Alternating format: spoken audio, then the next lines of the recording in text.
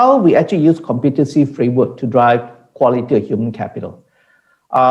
Let me share with you this. We have helped quite a lot of companies, multinational companies, as well as even small organizations, to use the competency model to actually improve the capability of an organization. Not just from the standpoint of how you manage KPI and stuff like that, but more important to build whatever you have, the human capital, to take them to the next level. So competency framework is actually a very important methodology that if you apply and use it well, it's actually very rewarding, all right?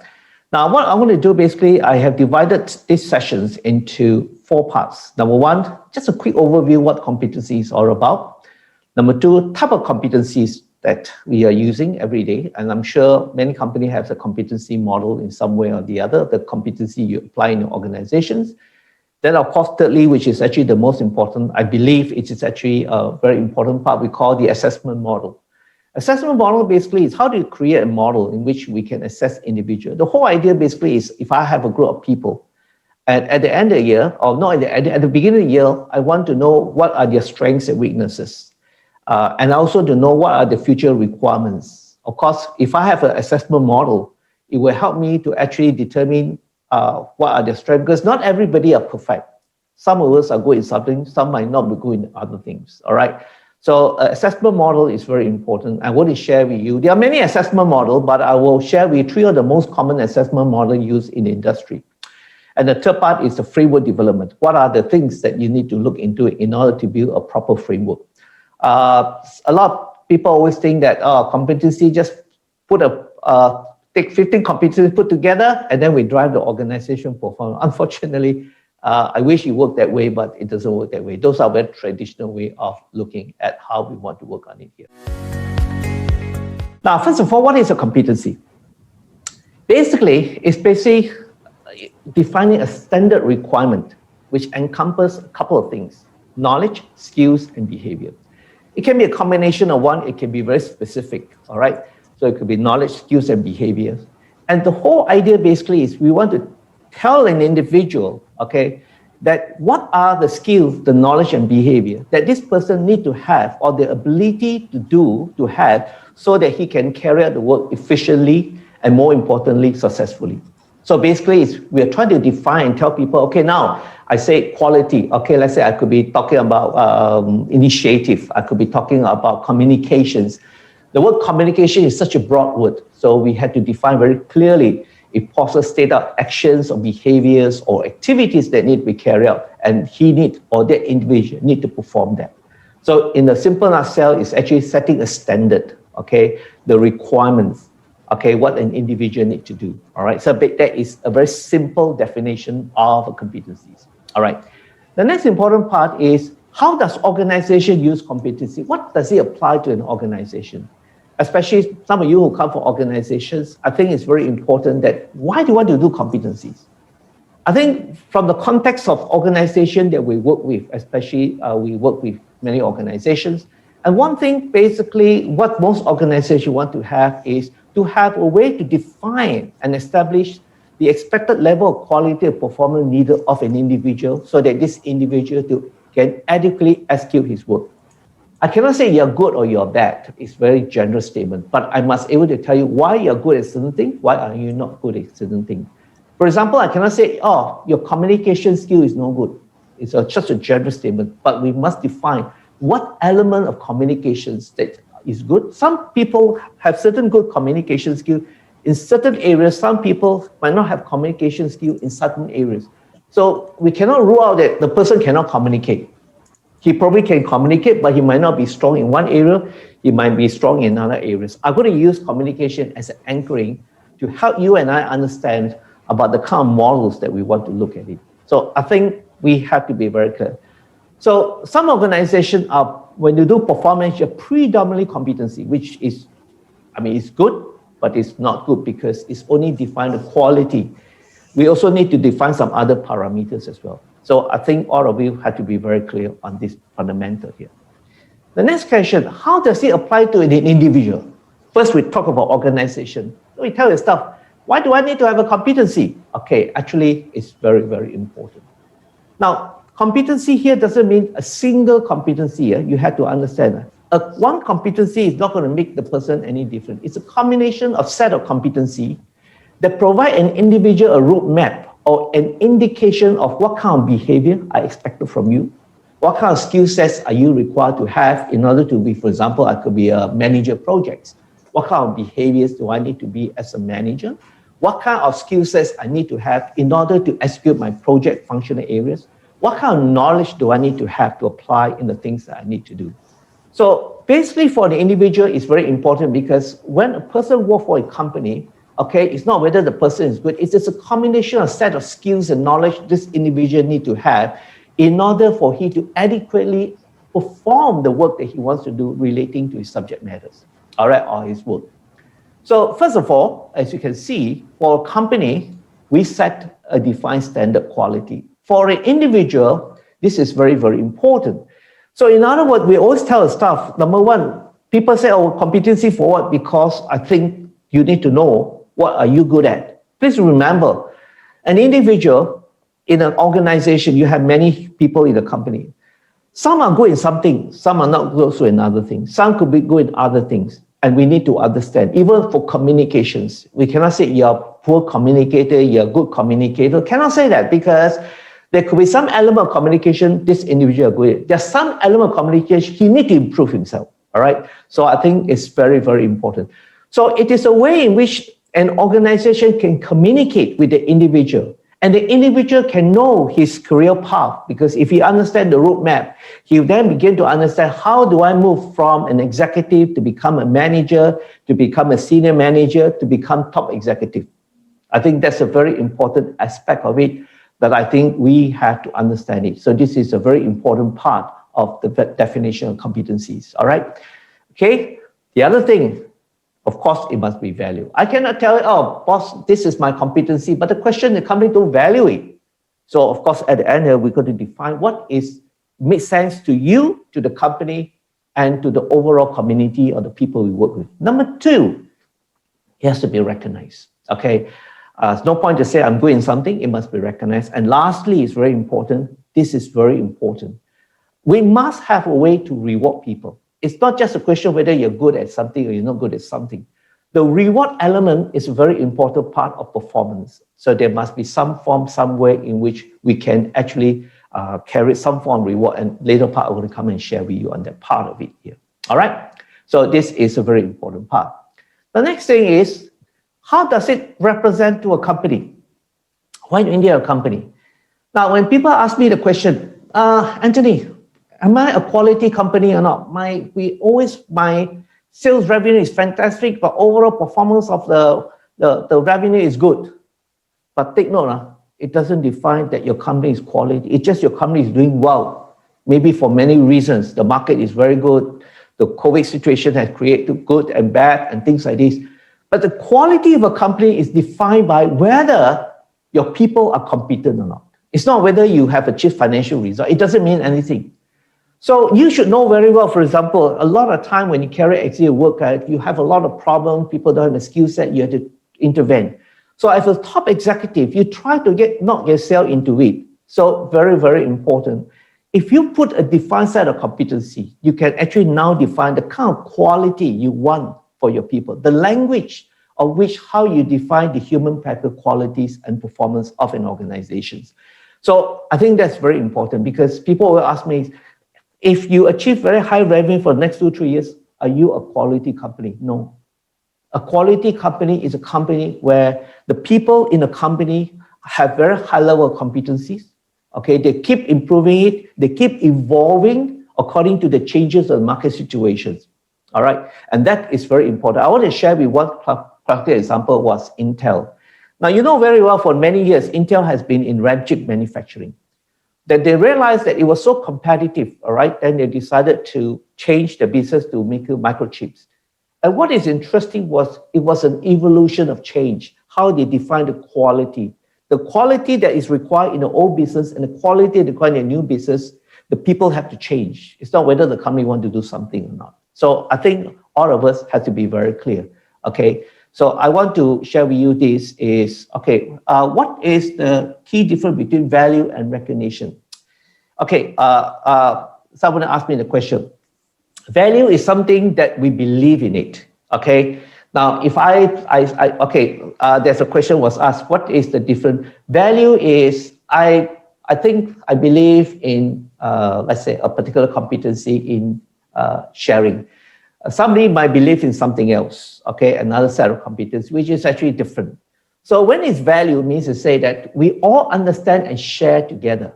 Recognition means if the person performed that he had done well, we will recognize that, hey, look, you have done well. We recognize that you contribute in these areas. So there's a difference between value and recognition. Value means something that I do, okay, how to say that all of us, we value it. It's no point that I believe something that the people in the company don't value it. So it's only when we value it makes sense. Okay, so I just want to explain to you the difference between value, recognition, and reward. A recognition means I recognize you've done well, I contribute you. After recognizing, I must reward you. All right, so basically it's this. So I want you to understand, please, there is two different things between a company doing well and a quality company. Okay, so one of the challenges of many SME is this. They can be doing very well, but if you want to compete with the world and with the COVID situation, I think we had to put a lot of emphasis how we can build better people in your company.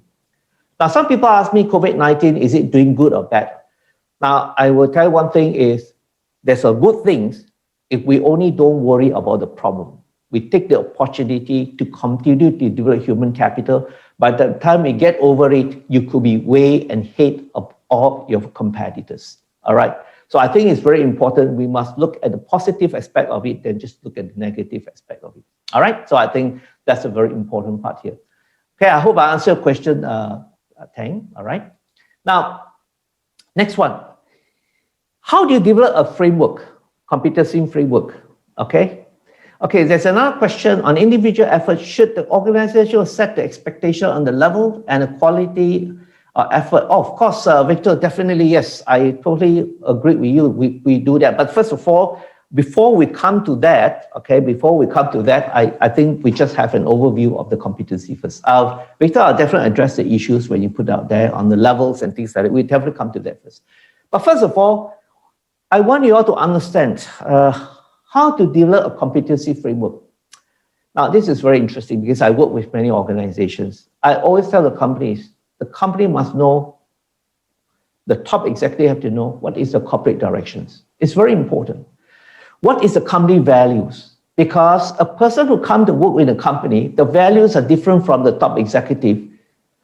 That means to say, I will know that it doesn't fit into the organization. Just about a year ago, just to share with you this, I did a very high-level succession planning for a public listed company.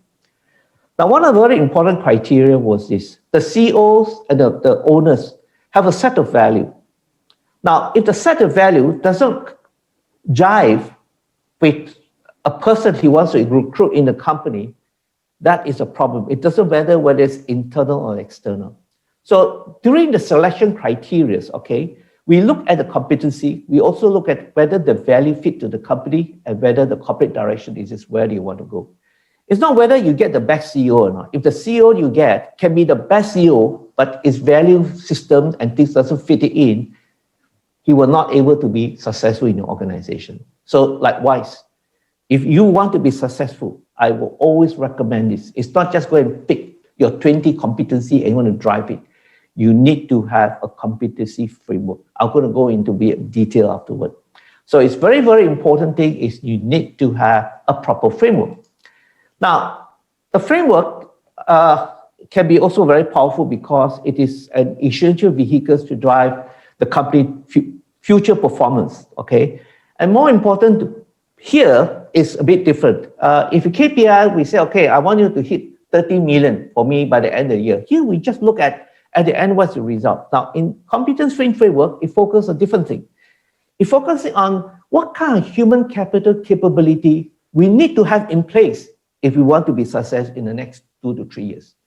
I don't care whether I have that individual or not, but from the framework, I will know that for this position, these are my requirements. Okay, these are, so like Victor, I mentioned to you, this is basically we will look into. But to do that, we need to come up with a proper competency frameworks. This is very, very important. So which means to say, assuming you've developed a very good framework, what happens is if you've got 40 job positions, now I don't care who is in the 40 job position. As long as there's a position, I will know what kind of capability I expect this individual to be having.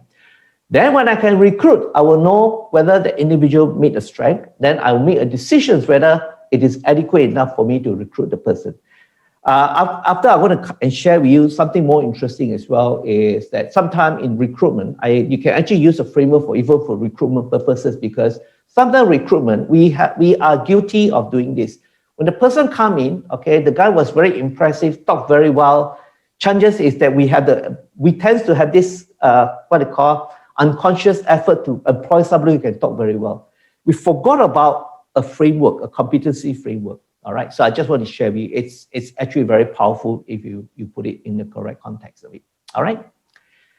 Now, at the same time, once you have a competency framework, it becomes a very powerful change element. I just want to tell, especially the CEOs and top exec and HR people, is this: when a company go through a change of fundamental issues, all right, the framework becomes your driving vehicles. It becomes a tool to ask the management what kind of element of change you want to do. It's not a question of change the people.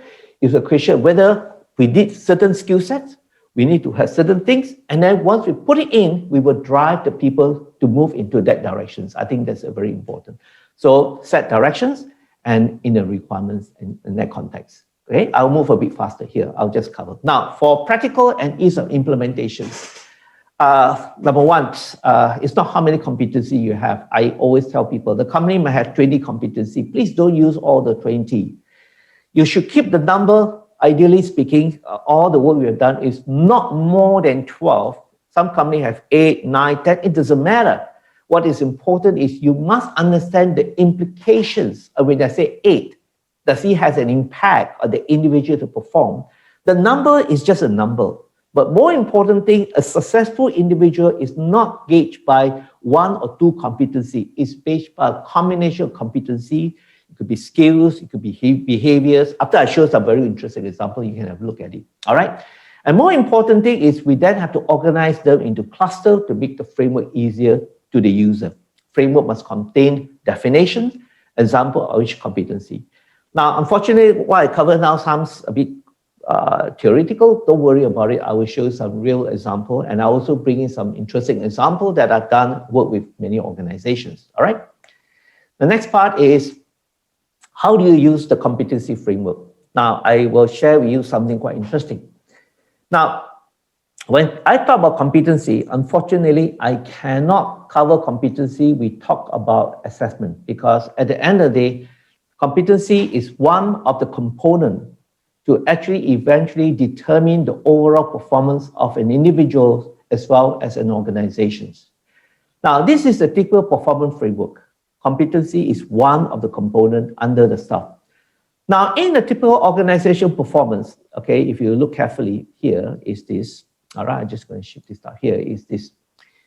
Usually today, I'm talking about today's context. Whether you have or don't have, it doesn't matter. Today's context is this.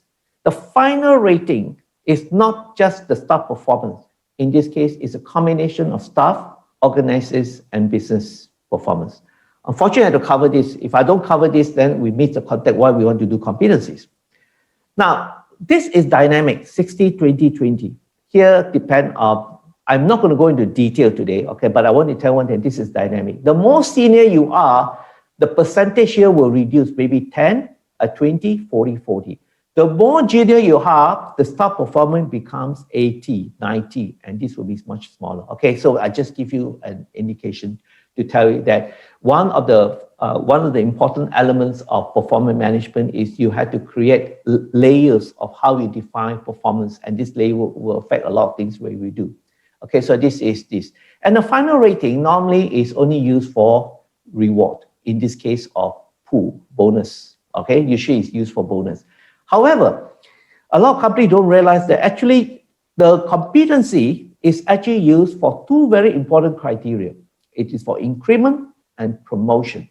All right, which means to say that it contributes to the bonus calculation, but in a smaller percentage, because staff performance normally is a combination of 60, 30, and 10. Of course, this again is dynamic, depend on how the organization want to set in for. So it can be 60, 30, and 10, so if in this particular manner. All right, so what I help most organizations today is very simple, is this. We help them to actually look at, to give reward in terms of bonus, but we also help them to identify who are the people we need to promote them, who are the people who get increment, which means to say, by using this very powerful model now with a competency model, that means to say, a person who get good bonuses, not necessarily good increment, all right? And a person who get average bonuses might get very high level increment, might even get promoted. This is a very important part I want you to understand about performance and competency model, all right? So this is very important because the bonuses or the final rating is dynamic. It depends on many variables. It depends on whether the companies do well. It depends on whether the pool is available. It depends on the total staff performance. So it's such a variable thing. It can only be used and only be used for reward. You cannot use it. The problem sometimes in many organizations is a person who get good bonus also get good increment. No, you cannot apply this. I give you an example. This individual do very well in competency, but he's not willing to change. He just do basic things only. Of course, it contributes to his final rating. Yes, he get good bonus, but he will never get promoted because I say, look, you're not improving yourself. Yeah, and the KPIs, the result you come, it's not only yours. It is everybody put in the effort to give you the result. So in other words, if you develop very good models, okay, you become to create something very fair to help your people to grow. At least people know very well, if I get promoted, it's because I'm competent, not because the company do well or anything else. So this is a very important model. This is the models now I encourage most organizations to adopt it. Now this model is not new because Allianz International, the German insurance company, is using this quite similar model way back even in before 2000s, because I happened to work with Allianz International way back in 2000. Okay, let's look at the type of competencies. Let's go in the type of competency. Now here, I think in the general context, what most people will do, typical type of competency will be, okay, skills-based. That means to say, here we monitor people by looking at their skills. So what kind of skills are required? So these are skills-based. I won't go too much into depth here, but there are certain skills that we can define whether the person able to exhibit certain, I won't say behavior, but certain ability to do certain things which are skill-related. It can also be behavior-based. Behavior-based means like decisiveness, resilience, not skills-based. I cannot say I have to observe you. Behavior-based, it is based on observation. So commitment is also based on observation. Integrity also based on observation. So certain things, certain kind of competency are very observation-based. So we call this behavior-based. Now, however, there's also another cluster that we can call functional-based. Functional-based means it's based on, assuming, let's say I'm a sales manager, okay? So manager sales, I need to have negotiation skill. Now it's a skill, but in this case, it is a skill that is functional related. All right, so I just show you the general perspective of, I prefer not to use this approach, but if you want to learn competency, I need to share with you all this particular aspect of it that you need to have. Okay, so it can be skill-based, it can be behavior-based, and of course, you can recluster the skill behavior and organize it into functional related.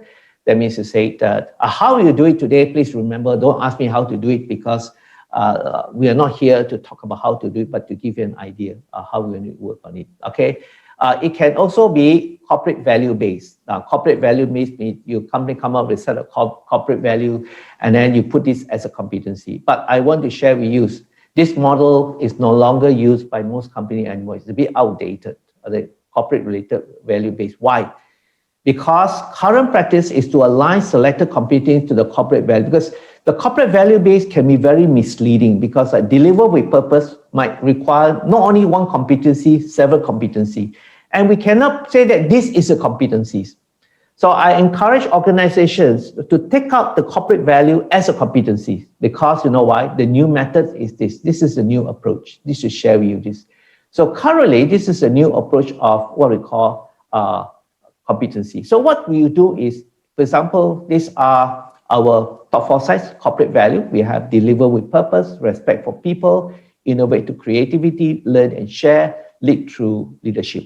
Then we look at each competency, whether it impacts any one of the corporate value, like commitment in this case. So these are a typical example. This is our top 4 side competency model. We have developed it, so they are core. Our core is commitment, customer focus, quality focus, and teamwork.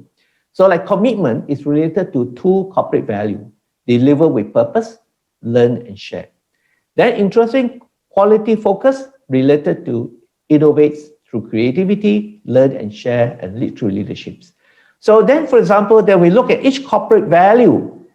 For example, deliver purpose affected by 2, 4, 6, 8, 9. So this method is very dynamic, because over the years, a company can then re-look at it and see how you want to do for this one. So I would not recommend, if companies who are still using corporate value, okay, as a competency, please, I think you should stop doing that, because it's very outdated and it has been proven not a very good way of doing competency, because some of the company dare to be different. It's not a competency. It is a combination, a set of competency. So by creating a linkages between your competency, okay, some people say corporate value or we put in here. No, I don't agree on that anymore, because we have moved very quickly to today's world. So that should be not be the core criteria on how you do this. Now let's look at assessment model. Now assessment model is basically this. I have a competency. How do I assess that individual? That is very important. This is what assessment model is about. Now, there are many assessment models. I only pick 3, which is the most typical 3 assessment model used by, I can say, probably 80-90% of most companies. Now, I'm going to show only 3 assessment models: fixed assessment, compliance assessment, and proficiency assessment. All right. Now, fixed assessment is 70% of most companies are using this assessment model. If you have a set of competencies, 70% of companies are using that. Now, what is assessment model is very simple. Take, for example, we have one company called communications. Then they already decided 1, 2, 3, 4, 5. Okay. And then what they do is they put a description into each of the assessment requirement. All right. So this is, you must have all this to get a 5. You must have all this to get a 4. You have all this to get 3. You have all this to get 3. If not, you get 1, you do this. And most companies will just apply across the whole organizations. In other words, whether you are CEO or not, you still have this. You are executive, you still assess the whole thing. This is the what we call the fixed assessment model. Now, the problem with fixed assessment model is very biased. I'll tell you why. Because what happens if you are junior executive? Chances you will never get more than 3. If you get 4 and 5, means you are better than your direct report. All right. And even your direct report are not competent, he or she will never get less than 4 and 5. So this is unfortunately most of the model used by most companies. And I will tell you one thing: if you continue to use this model, you will not able to drive competency. So competency is not just about what competency you have. Okay, so this is a model which I will not recommend. And some industry even very interesting. Just to share with you this. Okay, why is that I cannot? Okay, some organization, I worked with one company way back 2010, very interesting. They even have variable rating model. Well, this is very incredible. And just to share with you, predominantly this model was used by property and construction-based company. So you just imagine how complex it is. So if you are CEO, you always top exam, you always score very high one. Okay, and you marginalize it. So this is, now I just want to know how many companies have something like this model which is used, but if you use this model, my recommendation is you should stop using this model, because it's not a good model. All right. Typically in the West, especially UK, they tend to use the compliance assessment model. Now, compliance assessment model is very, very simple. It is a very simple model. They just have a description of unsatisfactory, that is ratio of satisfactory. At the end of the year, your superior will gauge how many percentage you have here, how many percentage you have here, and then you decide whether you get 1, 2, 3, 4. So this is a compliance-based model. This is a typical European-based model used quite a lot I'm not mistaken, is in UK. They tend to use a lot of compliance-based models. Sometimes it's very interesting, depending on the consultants that operate on the framework. This one is quite tricky because you really have to assess an individual. But the problem here again is the description is the same whether you are a junior staff or whether you're top executive, for example. All right. So currently, I also do not recommend company to use this model. All right. The third model to use, which is now I encourage, this is the Australian standard. Okay, we call it proficiency assessment model. Now, this is important when we talk competency. Now, let me just explain a little bit about what is this model. Okay. Now, this model is called the proficiency model. Now, what it does very differently from all these other models, okay, all these other models is this. You have a level 1, level 2, level 3, level 4. So they have a competency. Now, what is interesting that you assign which person are given a level. Okay, so level 1, okay, then the person given level 2, okay. Shall I answer your question afterward? Huh? Okay, so this is level 3 and level 4. Now, so which means to say, if I'm an executive administration, if I give level 1, that means to say, I will only use this description and this information to assess the executive administration. All right. If I'm assigned level 4 to a general manager, that means to say, I only use this descriptor to assess the general manager. So you can see very different is that they are all in the same department, but an executive will be assessed on this level, the top executive will assess on this level. Now, what it means to say, I want to go through a little bit here. That means to say, now assuming I'm an executive administrator, my boss will ask me this question. So there are 5 very important elements. So what is communication? Now, this is very interesting. The communication is not whether a person can talk. So now we can see it's very important. It's about presenting information in a clear, logical, and persuasive manner. All right. So assuming I meet this requirement means, okay, there's a tendency I can get more than 3 or 3. Now, I might even get 2 because this doesn't qualify. This is just a general description.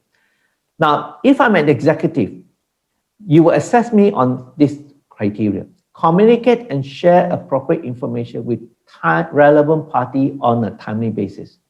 So in communications for this level, you assess me whether I share the appropriate information or not.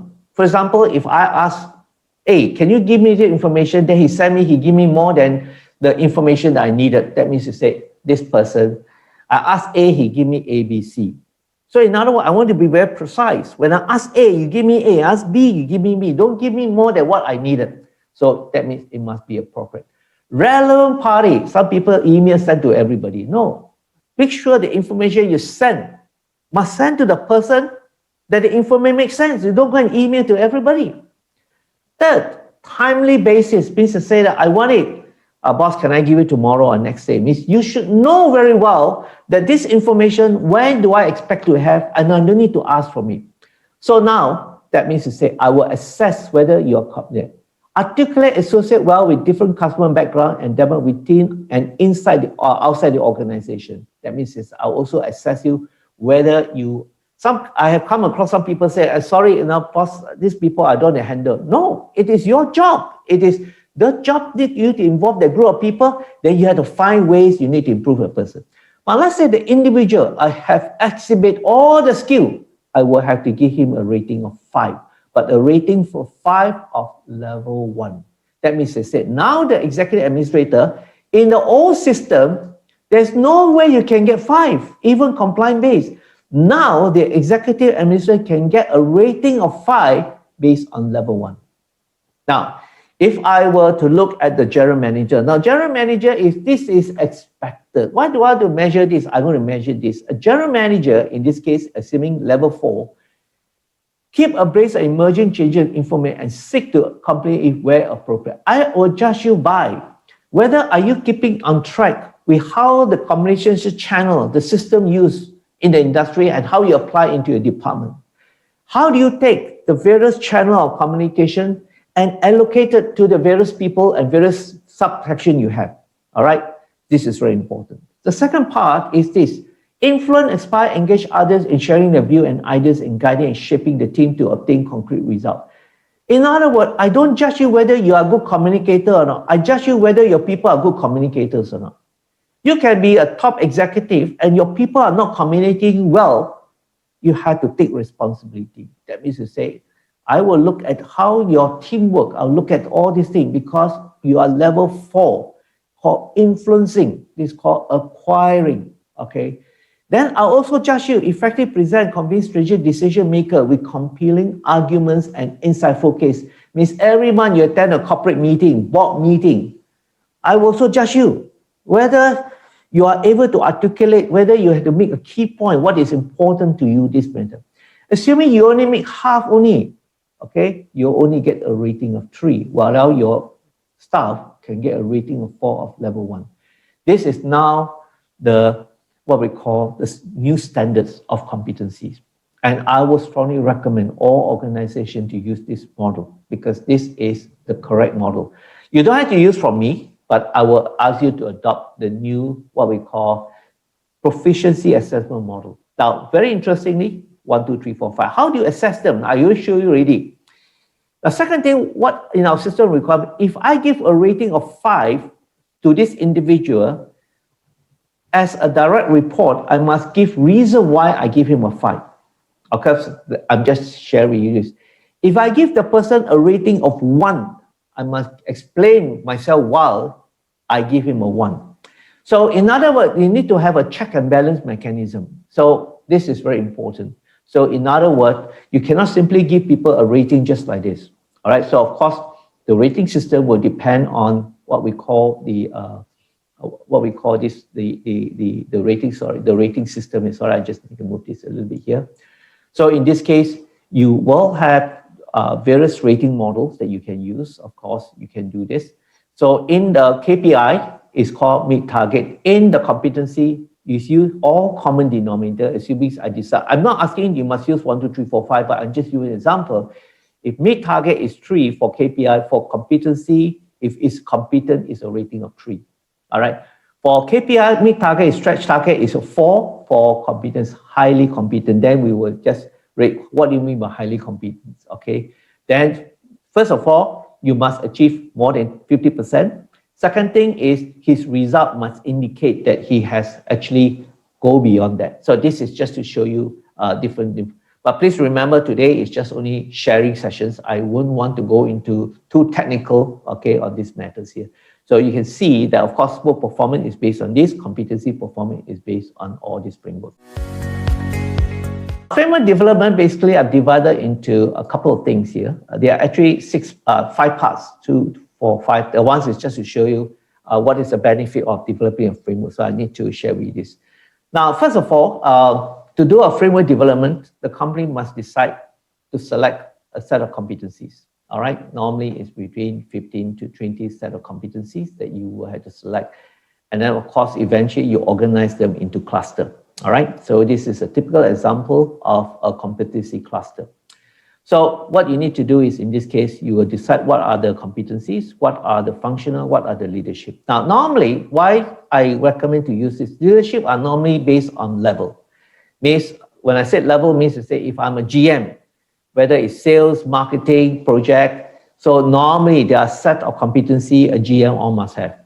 If I have a manager, so it doesn't matter what functional group you are, if you are a manager, there are certain leadership competency you must have because it's functional are normally based on the function of the department.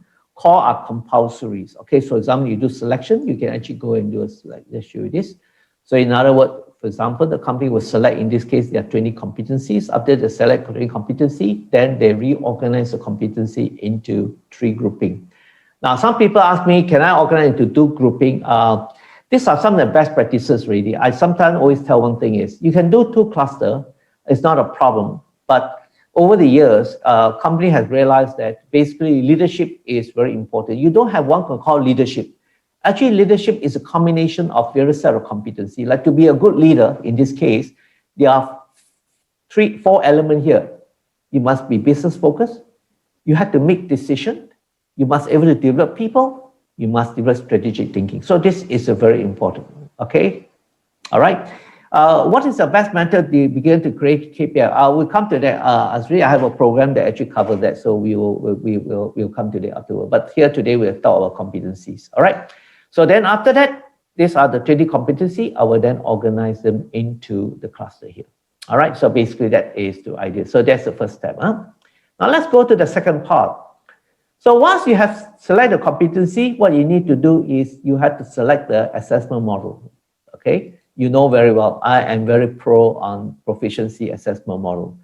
So all my development job for all my corporate clients since I've been working consultancy for the last, I think, more than 10 years, okay, I always encourage clients to go on a proficiency model. Let me tell you this, the advantage of Profi is really incredible. I'm going to come to that and share with you. You can do it for many things. It's not just only for assessment of stuff. There are other significant benefits. We're going to come afterward and show to you what is this. So, of course, you need to search. But some companies, I say, until I want to go back to the fixed assessment model, well, you can do that. It's not a problem. But there will be some limitation on what you can do with this. Then some company ask me, Anthony, can I apply? My company is very small. Can I apply this? Let me tell you this. In fact, the smaller the company, the proficiency model is even more important. So size has nothing to do with what assessment model you use. It's just whether you want, how comprehensively you want to set it up here. All right. Okay. Then of course, the level of comprehensiveness. Now that's very important. Some company, I've done job for client who just use only by level. Means I don't go by position. I don't go by function. Top executive, this is the assessment requirement. Senior management, of course, I need to know who go into the senior management. This will be the assessment. Now, if I go by job level and job positions, means to say, I will then assign each job, what are the proficiency level. Please remember today, we're not here to talk about how to do it. I just want to share with you what you need to do. All right. So please, I will not cover how this has been done because we use smart tools to actually all these things here, but you can do it. So this one is using what we call job level. One is called job level and job position. So some organizers ask me, Anthony, but which is better? Now, of course, if you ask me, the more detail you do, the better. But is the job level method work? Yes, it still works. It's just a question of comprehensiveness. All right. It's better to have something you do than you don't have to do anything. I have clients who actually use by job level, so it's not a problem. I've got clients who use very high level job level and job position, also not a problem here. All right, don't worry about all these different marking. Then you need to do profiling. Okay, after you need to do profiling. So profiling means you will profile. Okay, assess by level, assess by function, and then finalize by job position. So I will then create the job positions. I will do a profiling and so forth. But if we do by job level, means by job level we don't have step 2 and step 3. All right. Then you do a proficiency level. Proficiency level means to say that once I assign the competency, I want to know what is the proficiency level required for that particular position, like manager admin. Now, manager admin show me accountability. I'm not going to measure him, but analytic thinking, I want to measure based on level 3. All right. For functional knowledge, for him, because he's a manager, it's not so critical. I'm more important how he manages people. I expect him to have enough knowledge to understand what's going on, delegations and so forth. All right. Now, let's say, for example, he's let's look at another executive admin. Okay, executive admin will be all 2. And for example, like business focus, I'm not going to measure myself business focus, only for manager, for personal assistant. Now, personal assistant here could be very high level because the PA can mean many things to many organizations. All right. So this is called the proficiency level here. Do we do it there? Okay. Then, of course, we have, this is proficiency level. So basically is you do profiling, you do proficiency. All right. I don't think we have time to go into such detail. Let me share find what's the time now. Okay. So it's almost done already. Then after that, we will look at the benefits here. Now, let me tell you this. I always encourage company to develop best practices.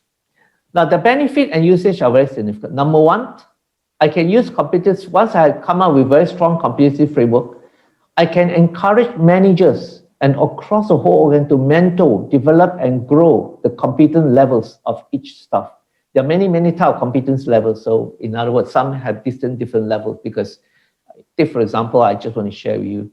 Now, I can have, okay, take for example, like in this case, level 3, here level 2. So I might be very competent analyst, but I might not be very good in delegation. So a manager might be quite good in analytical, but he might not do in delegations. So last year, very interesting, I was doing succession planning. Some people are very, very good, but then we find that there's certain weaknesses. So when you do, you can actually now do a mentor. You can actually mentor people on what are the various things. Then, of course, this one, I think you're aware already. We can do bonus, increment, promotion, annual planning. All right.